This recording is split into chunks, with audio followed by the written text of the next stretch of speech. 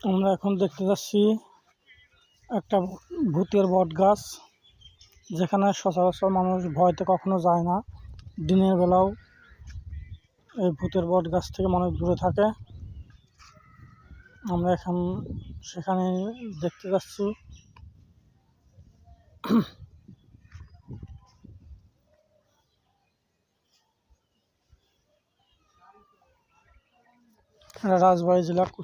রাজবাড়ী জেলা পাঙ্কা থানা মাছপাড়া ইউনিয়ন গাড়াল গ্রামে এই বট গাছটি অবস্থিত।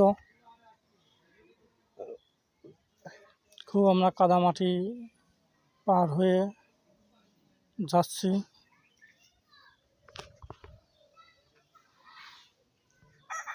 এখানে অনেকেই দেখতে আসে দিনের বেলা।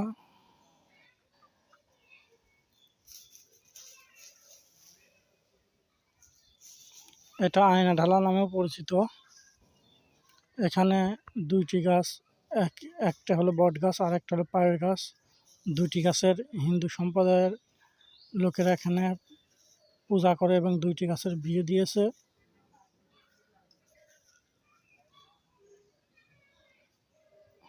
এটা হিন্দুদের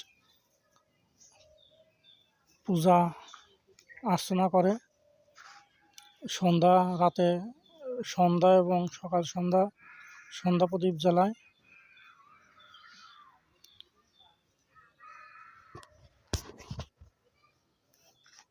এটি খুবই একটু ভয়ানক জায়গা। এখানে সচরাচর মানুষ রাতে কখনো চলাফেরা করে না।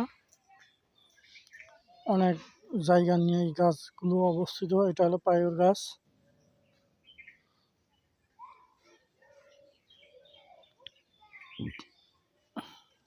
পাশে এটা হলো বট গাছ।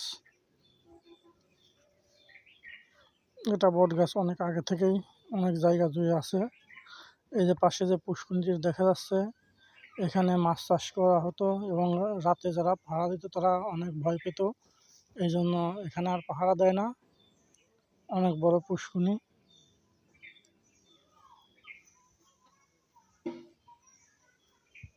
এই যে এই টঙে পাহারা দিত, তারা অনেক ভয় পেয়েছে। এখনো টঙে তারা থাকে না।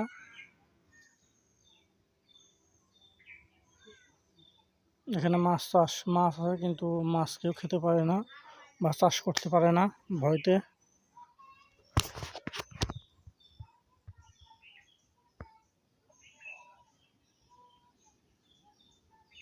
এখানে শুধু দিনের বেলাতেই থাকে, রাতে কেউ এখানে থাকে না।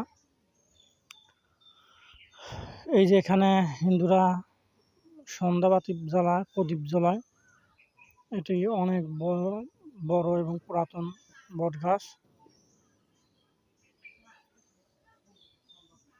এই বট গাছের পাতা পর্যন্ত কেউ নেয় না।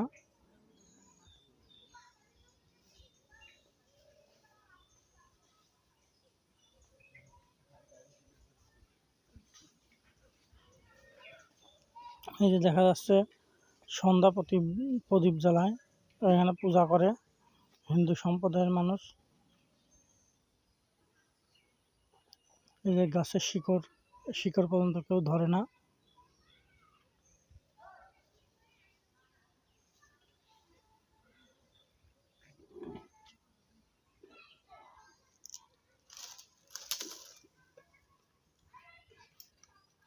আমরা অনেক দূর থেকে এটা ভিডিওকে জুম করে নিয়ে আসি, দেখানোর চেষ্টা করছি আপনাদের।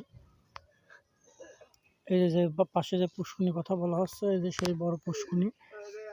এখানে অনেক ভয়ানক ঘটনা ঘটে। এখানে সাধারণত সন্ধ্যার পরে কেউ আর যায় না।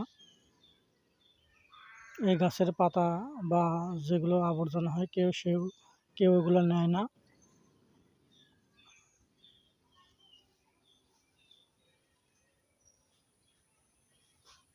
এই এখানে পূজা করে, ঘটি বাটি দেখানোর চেষ্টা করছি।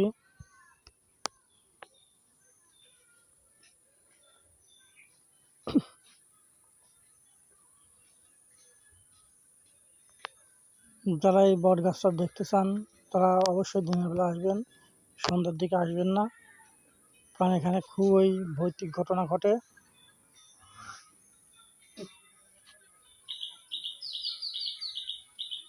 এই যে ঘটিগুলো দেখানোর চেষ্টা করছি।